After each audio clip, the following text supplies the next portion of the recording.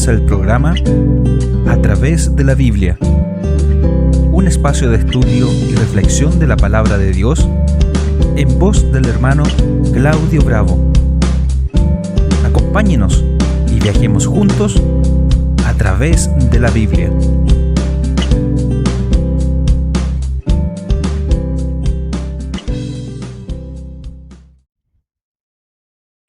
Hola, ¿cómo están, hermanos? Bendiciones y bienvenidos una vez más a un programa más de A través de la Biblia. El día de hoy vamos a finalizar esta serie de estudios acerca del tabernáculo. Ya hemos hecho los primeros 3 libros del Antiguo Testamento: Génesis, Éxodo y Levítico. Y como vimos en Levítico, vimos bastante acerca de las ceremonias. Vimos que los temas, cuando estudiamos el libro de Levítico, vimos que hay muchos temas centrales, muchos temas importantes, como lo son los sacrificios, los sacerdotes, la santidad, el tabernáculo, que es un tema importante porque el libro de Levítico es, como decíamos, es como el manual para los levitas, pero también es la enseñanza, los mandamientos, las ordenanzas de Dios para el pueblo, cómo debían ellos guiar su vida, cómo ellos debían desenvolverse ante Dios a través de la adoración, a través de las ofrendas, de los sacrificios, y también con su prójimo, a través del trato mutuo entre sus pares. Y dejamos en pausa el libro, hasta el libro de Levítico. Estas panorámicas las dejamos en pausa porque comenzamos a hablar acerca del tabernáculo. Y ya hemos visto 2 capítulos acerca del tabernáculo, y el día de hoy vamos a finalizar este tema. Como le había dicho anteriormente, teníamos que hablar también acerca del sacerdocio, que lo vamos a ver más adelante, pero vamos a dejar hoy día ya finalizado este tema del tabernáculo. Tenemos que hablar acerca del lugar santísimo. Y seguiremos con nuestras panorámicas, seguiremos con los estudios de la Biblia, de los libros de la Biblia, y seguiremos con el libro de Números. Y posteriormente, no sé si lo podemos, no sé cómo lo vamos a realizar, no sé si después del libro de Números o después del libro de Deuteronomio, finalizando el Pentateuco, vamos a hacer un capítulo también especial donde hablaremos acerca del sacerdocio y algunos temas más, como las fiestas solemnes del pueblo de Israel. Como les digo, no sé si lo hacemos después de Números o después de Deuteronomio, pero vamos a tener esos programas también especiales. Así que comenzamos entonces el día de hoy y a la parte final acerca del tabernáculo. Y como les decía, hoy día vamos a hablar acerca del lugar santísimo.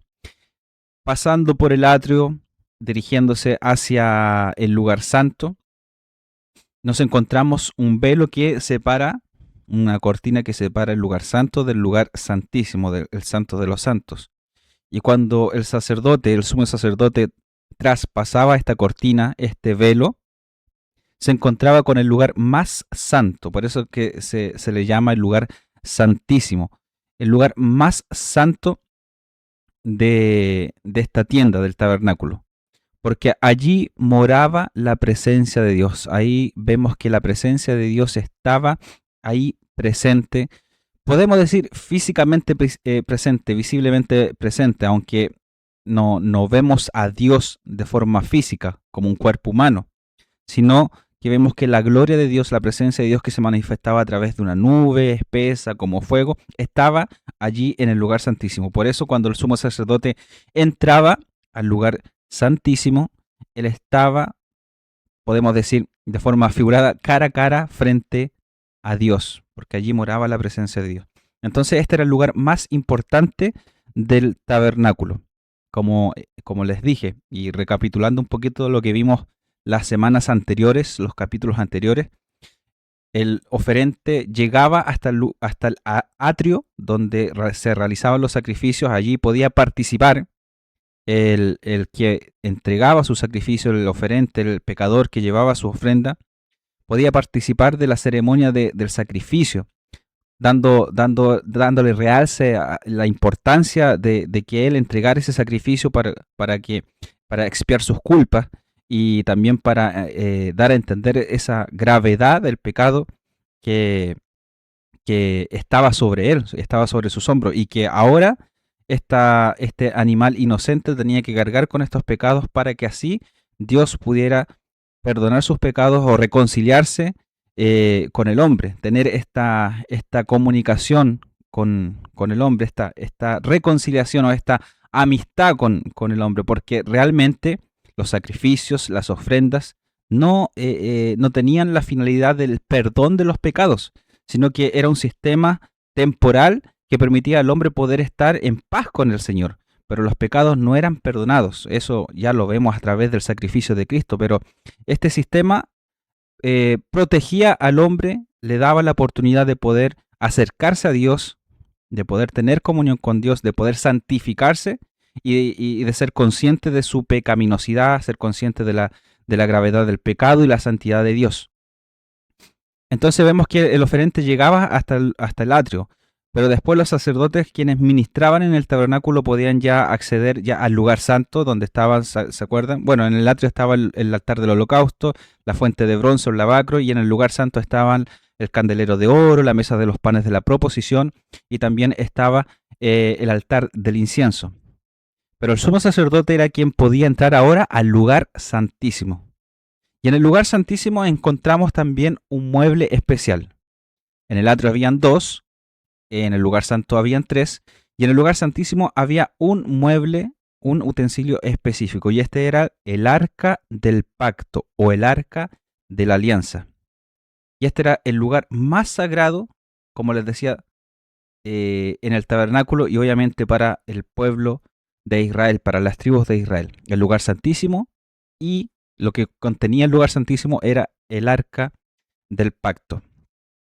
Y este arca era podríamos decir que era como un cofre, para los que están viendo ahí en pantalla, en su pantalla pueden verlo visualmente, lo pueden visualizar. Era un tipo cofre con una cubierta donde habían dos querubines, dos seres alados que con sus alas cubrían esta arca. Y es allí donde residía la presencia de Dios, en este lugar, en el arca del pacto. Y en el arca del pacto, que era como les digo, como un cofre, dentro de esta arca, habían tres objetos importantes también que Dios ordenó que Moisés guardara dentro de esta arca, dentro del arca del pacto. Y allí encontramos tres utensilios importantes que son las tablas de la ley,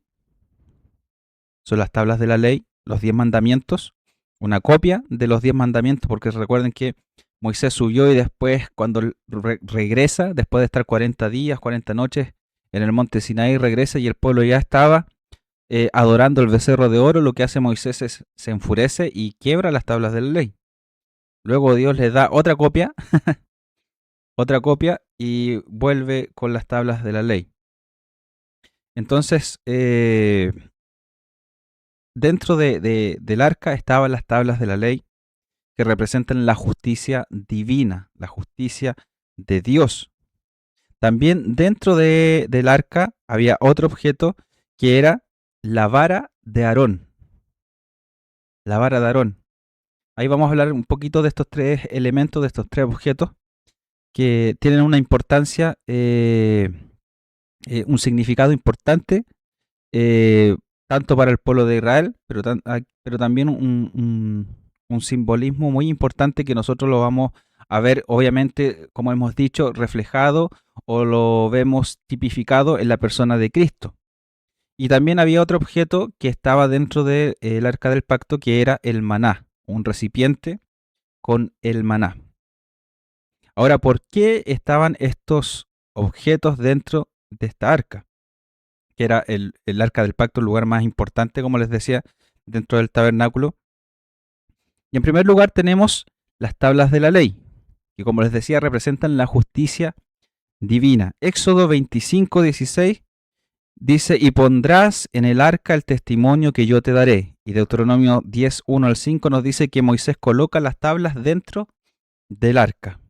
¿Qué representan? ¿Qué representa la ley de Dios? En este caso, ¿qué representa las tablas de la ley? Nos representa, como les decía, la justicia divina, nos habla de la santidad de Dios, nos habla del pacto entre Dios y el pueblo de Israel. Aquí hay un testimonio, por eso se le llama también el arca del testimonio, el arca del pacto, el arca de la alianza. ¿Por qué? Porque eh, allí dentro de ella estaban las tablas de la ley, que era el testimonio de la ley de Dios, de los mandamientos de Dios, y eso le recordaba al pueblo la justicia de Dios, la santidad de Dios, la autoridad de Dios, la autoridad de su palabra. Entonces, ¿por qué es importante este objeto dentro del arca? Porque todo esto representaba para el pueblo de Israel, o sea, todas estas verdades que acabamos de mencionar eran importantes que el pueblo de Israel las tuviera presente. La ley de Dios también en sus corazones, en su mente. Y allí había un testimonio vivo en este lugar, en el lugar más santo del tabernáculo y el lugar más santo para el pueblo de Israel, en este objeto, en esta arca, que era este mueble tan importante para el pueblo de Israel, porque representaba la presencia de Dios en medio del pueblo de Israel. La ley de Dios estaba allí guardada en ese lugar. Entonces el pueblo de Israel tenía que tener presente esta gran verdad. La ley de Dios, los mandamientos de Dios, la justicia de Dios, la santidad de Dios y la autoridad de su palabra. Y eso es muy importante porque fue a través de la palabra de Dios, como lo vimos en el libro de Génesis, a través de la palabra de Dios, Dios creó los cielos, Dios creó la tierra. A través de su palabra, el pueblo de Israel salió del pueblo de Egipto, porque fue a través de la palabra de Dios, de la autoridad de Dios, a través de su palabra, que el pueblo de Israel pudo salir. Entonces vemos que el pueblo de Israel tenía que tener presente esto, y las tablas de la ley eran un testimonio vivo, visual, de todo esto que hemos estado mencionando. En Mateo 5:17 nos dice la palabra del Señor: no he venido para abrogar, sino para cumplir. Hablando de la ley, cuando Jesucristo dijo: yo no vine a abrogar la ley, sino que vine a cumplir la ley de Dios. Entonces, Cristo, como hemos visto ya a lo largo de estos capítulos especiales acerca del tabernáculo, todo lo que el tabernáculo representa, todo lo que simboliza, apunta hacia Cristo. Entonces, Cristo no vino a abrogar la ley, Cristo no vino a abrogar los mandamientos de Dios. Cristo no vino a poner en duda la autoridad de Dios, la autoridad de su palabra, sino que vino a cumplir la palabra de Dios. Entonces Cristo no es como muchos lo presentan, como un revolucionario que vino a cambiar todo lo que en aquel entonces se creía. Y muchos tildan el mensaje de Jesucristo cuando él dijo: oíste que fue dicho, pero yo les digo, como algo totalmente revolucionario, en donde Jesucristo está abrogando la ley, donde Jesucristo está invalidando todo lo que ellos habían aprendido. Pero lo que Cristo está haciendo es dar una buena interpretación, una correcta interpretación, porque quizás muchos habían interpretado la ley, pero no habían entendido el sentido correcto de la ley. Jesucristo está dando a entender el sentido correcto, la interpretación correcta de la ley, porque Él tenía autoridad. Pero aún así, con esa autoridad que Él predicaba, Él enseñaba, Él no vino a abrogar la ley, sino que vino a cumplirla totalmente. Hebreos 10:7 nos habla que Cristo vino a hacer la voluntad del Padre. Entonces, lo que representa esto de las tablas de la ley dentro del arca del pacto era exactamente esto: que el pueblo de Israel tuviera presente la ley de Dios y que ellos debían cumplir la ley de Dios. Su ley estaba allí, directamente en la presencia del Señor. Y ellos tenían la oportunidad de poder observar la ley, de poder practicar la ley. Entonces, el pueblo de Israel no tenía que abrogar la ley, tenía que cumplir la ley. El pueblo de Israel tenía que amar la ley de Dios. Amar la ley de Dios. Amar a Dios, amar al prójimo. ¿Por qué? Porque en la ley de Dios estaba estipulado que ellos pudiesen hacer la voluntad divina. Entonces ahí vemos que este primer objeto que estaba dentro del arca del pacto tenía esa gran importancia para el pueblo de Israel. Entonces, así como para el pueblo de Israel la ley de Dios que estaba allí en el arca era de suma importancia, así también hoy en día la palabra de Dios, la escritura, la sagrada escritura, también para nosotros debe ser de mucha importancia.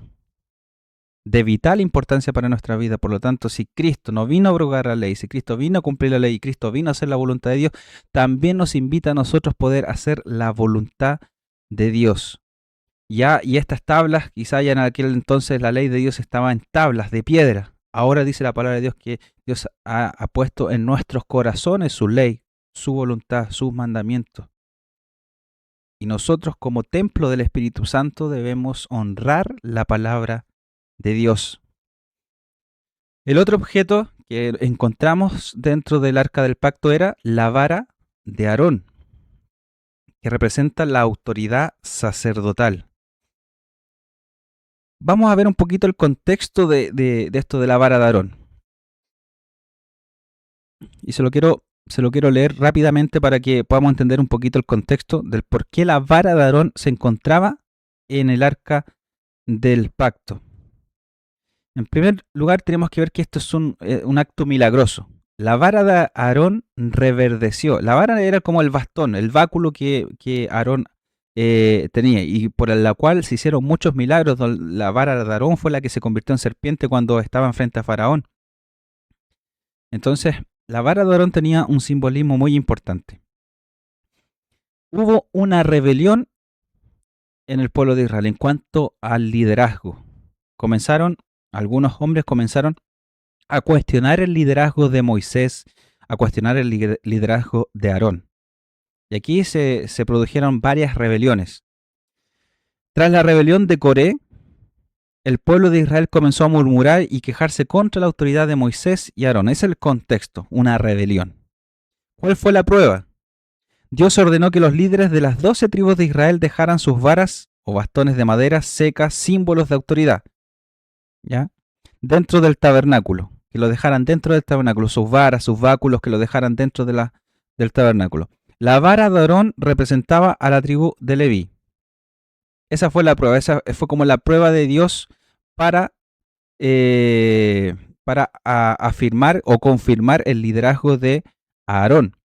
¿Cuál fue el milagro? A la mañana siguiente la vara seca de Aarón fue la única que brotó, echó renuevos, floreció y produjo almendras maduras. O sea que este báculo, que obviamente era una madera seca, obviamente no iba a florecer. Menos si no tenía raíces también. Entonces, el milagro que ocurrió fue que la vara de Aarón, de las 12 varas que habían de las 12 tribus de Israel, la única que reverdeció, que floreció, dio renuevos, fue la vara de Aarón. Y esto confirmó el liderazgo y el ministerio sacerdotal de Aarón. El testimonio para que sirviera de advertencia contra futuras rebeliones, Dios mandó guardar, para que esto no sucediera otra vez, Dios mandó a guardar la vara de Aarón en el arca del pacto. Entonces, este objeto que encontramos también este segundo objeto que encontramos en el arca del pacto tenía también un simbolismo muy importante, la autoridad. Cuando Dios es quien da la autoridad, cuando Dios es quien respalda el liderazgo, la autoridad de alguien, nadie puede cuestionarlo, o si muchos lo quieren cuestionar, no van a poder hacer frente, no van a poder despreciar, ni rechazar, ni poner en duda tal ministerio o tal liderazgo, porque es Dios quien ha colocado la gracia, ha colocado la unción, ha respaldado ese ministerio, ese liderazgo, ese propósito en la vida de tal persona. Entonces eso es muy importante y el pueblo de Israel, esa vara es guardada en el arca del pacto como testimonio para generaciones futuras, para que entendieran que quienes se rebelaban en contra del liderazgo que Dios había puesto, se estaban rebelando directamente contra Dios. Éxodo 16, del 32 al 34, Dios ordena guardar eso del maná, que lo vamos a ver también. Número 17 del 1 al 10. Ahí nos habla que la vara de Aarón florece, produce flores y almendras. Y Hebreos 9:4 lo menciona la vara de Aarón como objetos que estaban dentro del arca del pacto. ¿Qué representa la vara de Aarón? La autoridad sacerdotal escogida por Dios. No era escogida por Moisés, no porque Aarón era el hermano de Moisés. Aarón tuvo esta bendición o esta responsabilidad o este privilegio, esta honra de poder ser el sumo sacerdote y sus hijos sacerdotes y como familia sacerdotal por a perpetuidad. No fue por eso, sino que Dios fue quien escogió a Aarón y le dio esta autoridad sacerdotal o este ministerio sacerdotal a él y a su familia, a sus hijos. La confirmación divina del sacerdocio de Aarón la vemos al momento en que esta vara florece, por lo tanto el ministerio sacerdotal de Aarón era directamente divino. La vida que Dios produce, bueno, una de los simbolismos también que vemos aquí es que a pesar de que la vara de Aarón era una vara seca, una madera, un objeto inerte, aún así Dios hizo florecer. Y eso da a entender que a pesar de las circunstancias totalmente adversas, Dios puede obrar un milagro, Dios puede hacer, las cosas totalmente nuevas, cambiar totalmente las circunstancias en algo quizás negativo, en algo positivo. En este caso, de la muerte, de lo seco, de lo inerte, trajo vida. Entonces, vemos aquí el poder de Dios. Vemos que el pueblo de Israel salió con grandes milagros, grandes señales de la nación de Egipto. Y en el desierto siguió viviendo y siguió viendo grandes señales, prodigios, directamente de la mano de Dios. Siguió siendo testigos del poder de Dios. Y claramente este hecho de que la vara de Aarón floreciera, podemos ver que Dios tiene poder para hacer cosas imposibles. De la muerte traer vida. De lo seco traer vida, traer renuevo. Entonces, vemos que este objeto que estaba dentro del arca del pacto tenía ese simbolismo. Era un testimonio vivo de la autoridad de Dios y de lo que Dios entrega a sus hijos, de la autoridad que Dios delega a sus siervos, y que esa autoridad viene directamente de Dios y no de los hombres. Hebreos 5 del 4 al 6 nos muestra que Cristo fue llamado por Dios como sumo sacerdote. Volvemos a aplicarlo, volvemos a apuntar hacia el ministerio de Cristo, así como el sacerdocio de Aarón fue confirmado, la palabra de Dios también nos presenta y confirma el ministerio de Cristo como el sacerdote, como el sumo sacerdote. Tenemos un sumo sacerdote que intercede por cada uno de nosotros. Hebreos 7 del 24 y 25, su sacerdocio, hablando de Jesucristo, permanece para siempre. Así como Dios estableció también la familia de Aarón, sus hijos como sacerdotes y su familia, la descendencia de ella, para trabajar en el sacerdocio, ser quienes ministraran en la casa de Dios. La palabra de Dios nos dice que Cristo es sacerdote y su sacerdocio es para siempre. Por lo tanto, tenemos un sumo sacerdote, tenemos un abogado, tenemos un intercesor que está intercediendo constantemente por nosotros ante el Padre. Y Apocalipsis 1:18 nos habla que Cristo vive por los siglos de los siglos. O sea que su ministerio, su reinado es para siempre. Ha sido confirmado por Dios, ha sido afirmado por Dios. Entonces, vemos cuando Dios da autoridad, cuando Dios delega autoridad, vemos que no hay nada que se pueda oponer a la autoridad de Dios, a los propósitos de Dios. Y eso es muy importante que podemos aplicar hoy en día a nuestra vida, a nuestro ministerio. Cuando Dios nos ha entregado algún ministerio, cuando Dios nos ha hablado, cuando Dios nos ha entregado alguna responsabilidad y Él ha puesto una especial unción, una especial responsabilidad sobre nuestros hombros, el Señor va a respaldar nuestro ministerio. Dios va a respaldar la obra que Él ha puesto en cada uno de nosotros. Entonces, Muchas veces nosotros nos preocupamos porque claramente muchas veces dudamos, ponemos en duda nuestras capacidades. Nosotros conocemos nuestra vida, sabemos de lo que somos capaces y de lo que no somos capaces.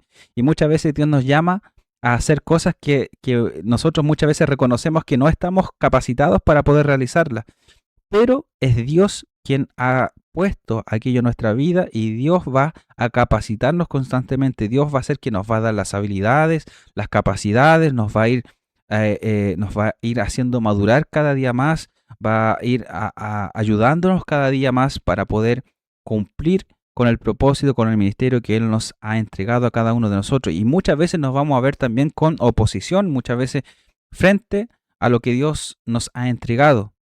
Muchas veces vamos a tener oposición, vamos a tener rechazo, muchos van a poner en duda el llamado que Dios nos ha hecho o en el lugar que Dios nos ha puesto, con la responsabilidad que Dios nos ha entregado. Muchos quizás nos van a poner en duda y muchos van a decir, pero a lo mejor hasta yo puedo hacerlo mejor, o a lo mejor el hermano tanto era quien tenía esta gran responsabilidad o tenía las capacidades para hacerlo.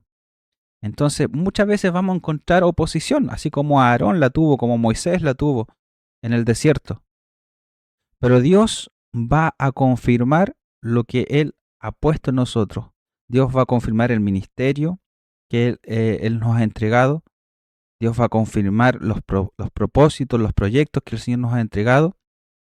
Y así como la vara de Aarón reverdeció, se renovó, floreció, así también el Señor va a hacer que nuestro ministerio, nuestra vida florezca, crezca, dé frutos y la obra de Dios sea confirmada a través de lo que el Señor quiere hacer a través de nosotros. Entonces, ahí tenemos otra aplicación bien interesante que nosotros podemos también aplicar a nuestra vida, a nuestro ministerio.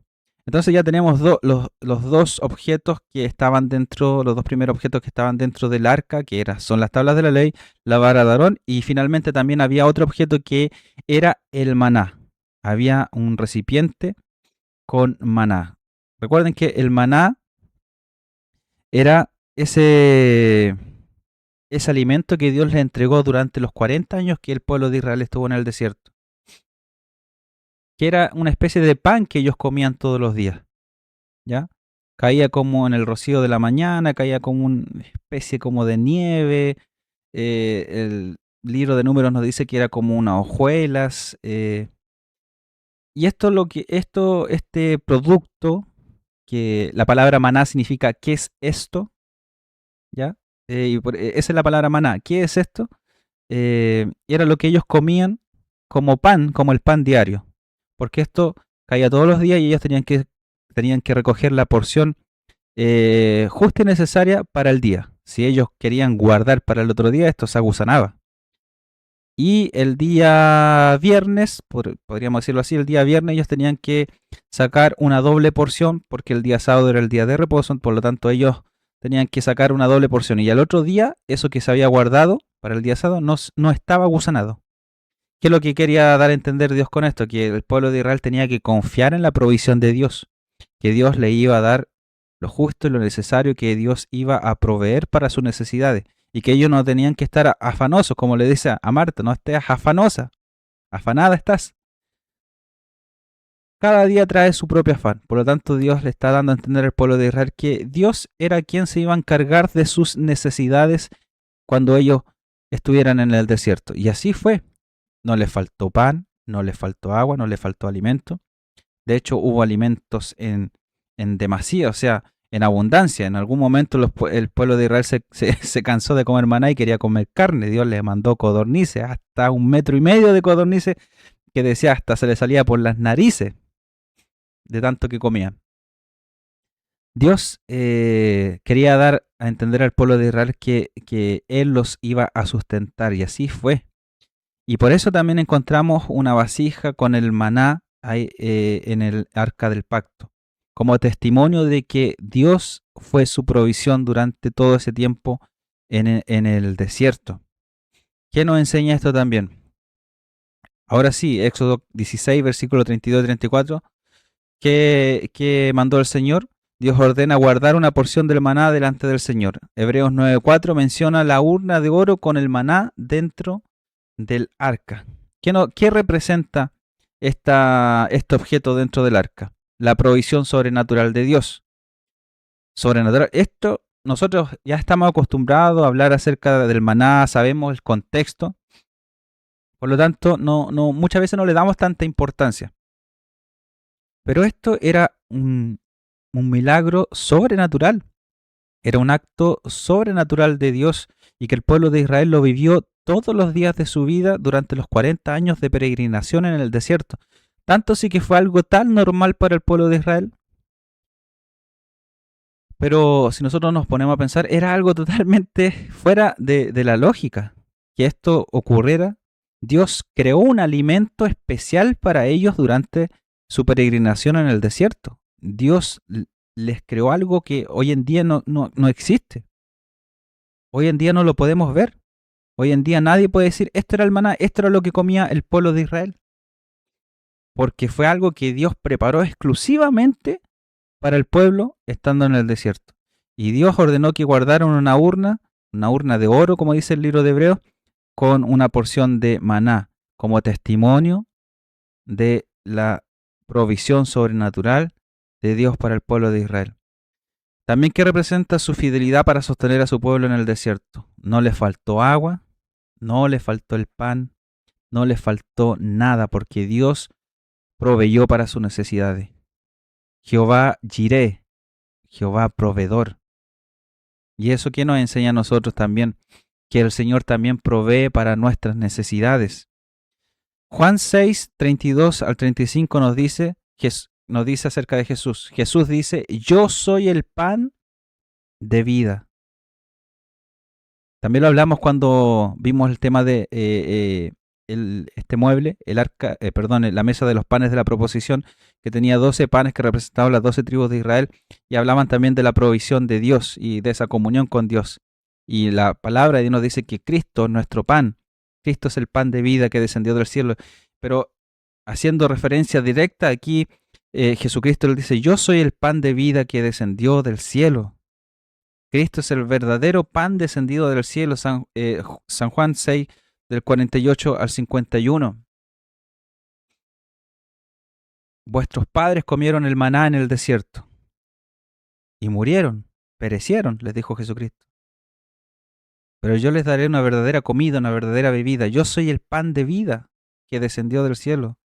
Mi cuerpo es verdadera comida, mi sangre es verdadera bebida. Jesucristo, estando celebrando la fiesta de la Pascua, su última cena con sus discípulos, tomó el pan y les dijo, este es mi cuerpo que por vosotros va a ser quebrantado. El pueblo de Israel tenía el arca del pacto, que era el testimonio. El arca del pacto simbolizaba, representaba la presencia de Dios en medio del pueblo de Israel en este lugar, en el lugar santísimo, el lugar más santo del tabernáculo. Y dentro de esta arca estaba este pan, simbolizando y dando testimonio de que Dios fue fiel durante todo el tiempo que el pueblo de Israel estuvo en el desierto. Hoy en día la palabra de Dios nos enseña que Cristo es nuestro pan, que Él es nuestro alimento. Y la palabra de Dios nos enseña que quien come de Él, quien va hacia Él, no tan solamente come, sino que el que bebe de Él, el que bebe del agua que Él nos dará, no tendrá sed jamás, no tendrá hambre jamás. ¿Por qué? Porque su cuerpo, su sangre, su Espíritu Santo son lo esencial para nuestra vida, como les decía, su cuerpo, su sangre, verdadera comida, verdadera bebida, su Espíritu Santo que fluye sobre nosotros como ríos de agua viva. Esa agua que salta para vida eterna, que sacia el hambre, que sacia la sed. Cuando nosotros nos acercamos a Cristo, cuando nosotros vivimos nuestra vida con Cristo en nuestro corazón, nosotros podemos también decir que Cristo es verdadero pan, que Cristo es lo que realmente necesitamos para poder vivir y que no nos afanamos en lo que sucederá el día de mañana, así como el pueblo de Israel que tomaba lo justo y lo necesario para el día, para vivir el día a día. Así también el Señor nos enseña que nosotros no debemos estar afanosos, Debemos confiar en la fidelidad de Dios, debemos confiar en la provisión de Dios. Como él decía, ni las aves del cielo no trabajan, no ciegan, no hacen nada, pero aún así Dios las sostiene. Nosotros somos más que las aves del cielo, mayormente nosotros que servimos al Señor y que somos conscientes de, de, de Dios, somos conscientes de este ser creador, de este Dios creador. Mayormente el Señor se encargará de suplir todas nuestras necesidades. El Señor Jesucristo le enseñó a sus discípulos a orar y les dijo: el pan nuestro de cada día, dánoslo hoy. El pan de cada día, porque el día de mañana nosotros no lo conocemos. Pero el Señor nos invita a que nosotros podamos confiar en Él cada día, que no nos preocupemos por lo que va a suceder el día de mañana, que no nos afanemos en eso, sino que confiemos en la fidelidad de Dios, confiemos en la provisión de Dios y dependamos constantemente, diariamente del Señor. Entonces vemos que nos deja grande enseñanza lo que podemos encontrar aquí en el tabernáculo, el simbolismo, lo que refleja, lo que apunta, todo lo que hemos visto aquí en el tabernáculo. Entonces estamos, para ir resumiendo lo que hemos estado estudiando, ya estudiamos lo que es el lugar santísimo, el lugar más santo del tabernáculo, y encontramos en el lugar santísimo el arca del pacto. Y el arca del pacto, dentro de ella encontramos las tablas de la ley, encontramos la vara de Aarón y encontramos también una vasija con el maná. El arca del pacto, como les decía, tenía una cubierta que es conocida como el propiciatorio, donde les decía yo, estaban estos querubines, estos ángeles, seres alados cubriendo el arca del pacto. El propiciatorio, que era esta tapa, podríamos decir que allí se encontraba directamente la presencia. En ese lugar hablaba Dios con Moisés, hablaba con el sumo sacerdote. Esta cubierta que poseía el arca podríamos decir, específicamente, ese era el lugar, el punto más importante o el punto más santo del lugar santísimo y del arca del pacto en sí. Porque allí moraba la presencia de Dios, allí se manifestaba la presencia de Dios en el propiciatorio. Sobre ella se rociaba la sangre en el día de la expiación. ¿Se recuerdan de eso del libro de Levítico? Que el capítulo esencial o el capítulo más importante del libro lo encontramos allí, en el capítulo 16 del libro de Levítico, donde se habla del día de la expiación, donde una vez por año el sumo sacerdote entraba al lugar santísimo, hacía expiación por sus pecados, hacía expiación por el pecado del pueblo, y esto significaba un año más de perdón, entre comillas, de perdón para el pueblo, donde esto permitía que un año más el pueblo de Israel tenía el favor de Dios. ¿Ya? Este era un sacrificio general por el pueblo, no solamente por un hombre, no solamente por una familia, por una tribu, sino que por todo el pueblo de Israel. Entonces, una vez al año, vemos eso en el capítulo, si usted no lo recuerda, vaya al capítulo 16 de Levítico, lea el capítulo 16 y ahí se va a encontrar con esta ceremonia, con esta fiesta importante del pueblo de Israel, que era el día de la expiación, o el Yom Kippur, si usted lo ha escuchado con ese nombre. ¿Cuál es el significado teológico del propiciatorio? ¿Qué representa? La misericordia de Dios, la expiación, la reconciliación. La misericordia de Dios por perdonar, por reconciliarse nuevamente con su pueblo a través de este sacrificio, la expiación de cubrir el pecado del pueblo y la reconciliación justamente con Dios a través de esta ofrenda. Romanos 3:25 nos dice: a quien Dios puso como propiciación por medio de la fe en su sangre. Propiciar en este contexto de sacrificio, de ofrenda a Dios, propiciar significa aplacar la ira de Dios. mediante una ofrenda, mediante un sacrificio. Y eso es lo que hizo Jesucristo también por nosotros. Él se entregó como propiciación a través de su sangre por nuestros pecados. Entonces, ¿se acuerda cuando hablábamos de muchos términos? Jesucristo expió nuestros pecados. Jesucristo nos redimió. Jesucristo tomó nuestro lugar, fue nuestro sustituto. Jesucristo nos ha reconciliado. Jesucristo es nuestra propiciación, nuestra reconciliación. Todos estos términos que nosotros encontramos relacionados a la ofrenda, a los sacrificios del tabernáculo, todo esto lo vemos también en el ministerio y la obra de Jesucristo en la cruz. Entonces, ya finalizando ya estos capítulos, tres capítulos especiales acerca del tabernáculo, para finalizar con este tema del propiciatorio, toda la vida cristiana debe orientarse a conocer, amar y glorificar a Dios. Podemos vivir confiados en la fidelidad y el cuidado permanente del Señor porque su presencia está en nosotros. Y esto, bueno, como una conclusión ya general, porque el tabernáculo era el lugar físico donde moraba la presencia de Dios en medio del pueblo de Israel. Hoy en día, Corintios capítulo 6, si no me equivoco, 1 Corintios capítulo 6 nos dice: ¿acaso no sabéis que vosotros sois templo del Espíritu de Dios? Nosotros somos el tabernáculo de Dios. Cada uno de nosotros somos templo del Espíritu de Dios.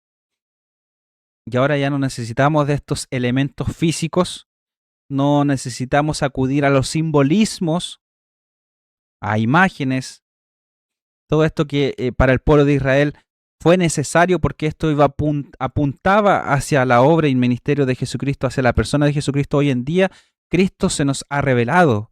Cristo se hizo carne, como dice el Evangelio de Juan, el Verbo habitó entre nosotros y se hizo carne y vimos su gloria, como la gloria que se veía en el tabernáculo, la presencia de Dios ahí. Ahora esa gloria, esa presencia que se hizo carne, que habitó entre nosotros, ahora se hace presente a través del Espíritu Santo en cada uno de nosotros. Y ya no necesitamos ya no necesitamos ver, o ya no necesitamos tener un altar en donde podamos ver la vara de Aarón, donde podamos ver el maná, donde podamos ver las tablas de la ley, porque eso está ahora dentro de nosotros. El testimonio de la palabra de Dios, el testimonio del Evangelio, de las palabras de Cristo, las atesoramos en nuestro corazón, las tenemos en nuestra vida. El Espíritu Santo da testimonio de Cristo. El Espíritu Santo da testimonio de la fidelidad de Dios, de la provisión de Dios, de la santidad de Dios, de todo lo que Dios es. El Espíritu Santo nos da testimonio de Dios, del Padre, del Hijo. Entonces, podemos ver que el tabernáculo no fue solamente un hecho histórico, no tan solamente lo debemos estudiar como un acontecimiento, como parte de la historia del pueblo de Israel sin ningún significado más allá, sino que también tiene un significado importante. Pero todo esto tiene sentido cuando lo aplicamos, cuando lo vemos, cuando lo podemos aplicar a la vida y ministerio de Cristo. Y cómo aquello que Cristo tipificó, como todo esto lo hizo realidad, hoy en día eso se toma un sentido totalmente distinto, un sentido real, y nos hace sentido a nosotros hoy en día. Por eso trato de dar a entender que claramente todo esto fue sombra, como dice la palabra de Dios, de lo que iba a venir, que era Jesucristo. Es importante estudiarlo, sí, es importante verlo, sí, pero aquello apuntaba a Cristo. Y ahora en Cristo nosotros entendemos el sentido correcto. En Cristo entendemos el sentido correcto de la ley. En Cristo entendemos el sentido correcto de lo que todo esto simbolizaba, del porqué de los sacrificios, del porqué de las ofrendas, del porqué un sacerdocio, del porqué todo lo que aconteció en el Antiguo Testamento. En Cristo tiene sentido. En Cristo tiene tiene peso. Como dice el apóstol Pablo, la mucha letra mata, pero el espíritu vivifica. ¿Qué quiere decir esto? Que claramente podemos hablar de la ley, podemos estudiar la ley, podemos estudiar la palabra del Señor, pero si el espíritu no nos da testimonio, o no nos lleva a Cristo, no nos lleva a lo verdadero, a lo real, a lo que apuntaba a todo esto, todo lo que apunta a la palabra del Señor, nada de estas cosas nos va a hacer sentido, solo va a ser conocimiento adquirido.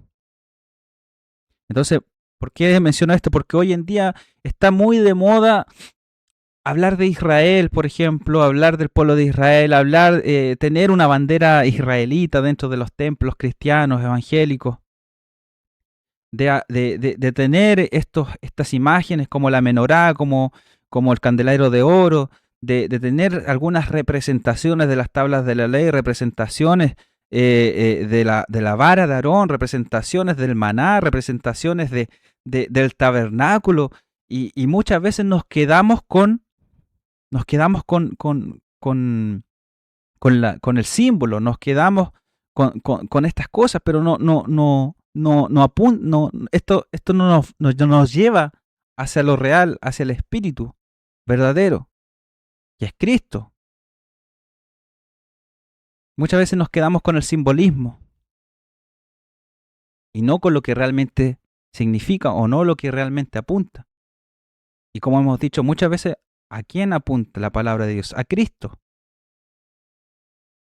El tema central de la Escritura es la redención del hombre a través de Cristo, no a través del tabernáculo, no a través de una bandera israelita, no a través de una menorá, no a través de guardar las fiestas solemnes, no a través de guardar la Pascua de Pentecostés, la fiesta de los tabernáculos, la fiesta de las cosechas, del Yom Kippur, del día de la expiación, no.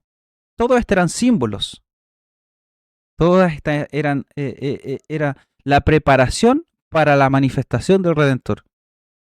Como lo hemos visto anteriormente, el tema de la Biblia es la redención del hombre a través de Jesucristo. Y esto se divide de la siguiente forma. Y el Antiguo Testamento es la preparación para la manifestación del Redentor. Como les decía, Juan el Bautista lo entendió porque cuando vio a Jesucristo, él dijo, he aquí el Cordero de Dios que quita el pecado del mundo. Él lo entendió. Él entendió que todo esto era preparación. Todo este sistema religioso, todo este sistema de adoración, de sacrificio, de ofrenda, apuntaban al sacrificio perfecto que iba a ser realizado por el Hijo de Dios, el Cordero Santo, bendito, que iba a pagar por nuestros pecados en la cruz. Eso es lo que realmente, o esa es la importancia para nosotros hoy en día que tenía el tabernáculo, porque apuntaba a Cristo. Lo estudiamos en su contexto claramente, para entender qué es lo que significó para el pueblo de Israel en su momento, en su contexto, en su tiempo. Pero hoy en día podemos estudiarlo a la luz de Cristo, de la obra redentora de Cristo en la cruz. Entonces, ya para finalizar y hacer un resumen, teníamos entonces el tabernáculo como un lugar donde estaba la presencia de Dios en medio del pueblo de Israel, y este se dividía en tres partes importantes, que era el atrio, y en el atrio nosotros encontrábamos dos muebles importantes, que era el altar del holocausto, el altar de bronce donde se realizaban los sacrificios, y también antes de entrar al lugar santísimo se encontraba la fuente de bronce o el lavacro, que servía como fuente de purificación para los sacerdotes antes de ministrar dentro ya de el lugar santo. Bueno, el lavacro era para purificarse constantemente, estar lavándose las manos, ¿cierto? Simbolizando la pureza. Ellos tenían que estar ritualmente, ceremonialmente puros para poder ministrar en el tabernáculo. Ya entrando al tabernáculo, en la tienda en sí se encontraba el lugar santo, en donde habían tres muebles específicos. Estaba el candelero de oro, la menorá, que era la fuente de luz que tenía el tabernáculo. También estaba la mesa de los panes de la proposición, que tenía 12 panes que representaba las 12 tribus de Israel. Y también frente al velo que separaba el lugar santo del lugar santísimo se encontraba el arca del el altar del incienso. El altar del incienso donde se quemaba incienso constantemente como olor grato delante de la presencia de Dios. Y ya pasando el velo se encontraba el lugar santísimo. Y en el lugar santísimo, como lo estudiamos hoy día, estaba un mueble especial, el lugar más especial, o el mueble que representaba la santidad de Dios, porque allí moraba la presencia de Dios. Y en este mueble, que era el arca del pacto, se encontraban tres objetos muy importantes dentro de él, que eran las tablas de la ley, la vara de Aarón y una porción del maná, que representaban la ley de Dios, la palabra de Dios, la autoridad de Dios, representaban el sacerdocio de Aarón, el liderazgo entregado por parte de Dios, que serviría también como advertencia para las futuras generaciones que no debían de rebelarse en contra de quienes Dios había puesto como líderes ante el pueblo de Israel. Y también el maná representaba la provisión de Dios, la fidelidad de Dios en todo el tiempo que el pueblo de Israel estuvo peregrinando en el desierto. Entonces hemos finalizado ya este estudio especial, estos 3 capítulos especiales que utilizamos para hablar acerca del tabernáculo. Así que ahora ya estamos bien informados acerca de lo que representaba este lugar físico. Ya más adelante vamos a ver que el tabernáculo ya deja de ser una tienda pequeña, sino que se convierte ya en un edificio estático. O sea, ya no era una tienda que podía ser transportada de lugar en lugar, dependiendo de la presencia de Dios que se movía, la nube que se movía del tabernáculo y marchaba. Cuando la nube se elevaba, el pueblo de Israel comenzaba a desarmar el tabernáculo y lo cargaba y lo llevaba hasta donde la presencia de Dios se posaba. Ahora, o más adelante, David tiene el deseo de construir la casa para Dios, una casa. Y Dios le concede ese deseo, pero no sería David que construyera el templo, sino que sería su hijo Salomón. Y es allí donde se construye el primer templo, que ya las dimensiones ya sobrepasaban las del tabernáculo. Era el doble, el triple más grande de lo que era el tabernáculo, que era una tienda pequeña. Ahora ya había un edificio, un lugar imponente donde la presencia de Dios estaría allí. Así que más adelante vamos a seguir con eso cuando ya veamos los libros los libros históricos, y ahí podamos estudiar un poquito acerca del templo y poder hacer algunos videos también especiales acerca de eso.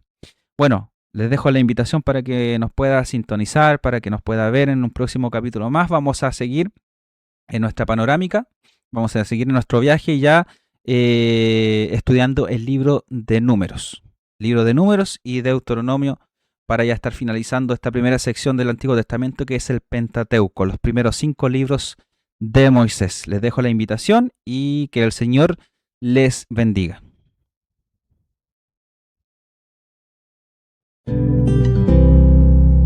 Esto fue A través de la Biblia, un viaje de conocimiento y pasión por el estudio de la palabra de Dios. Nos encontramos en un próximo programa. Que Dios les bendiga.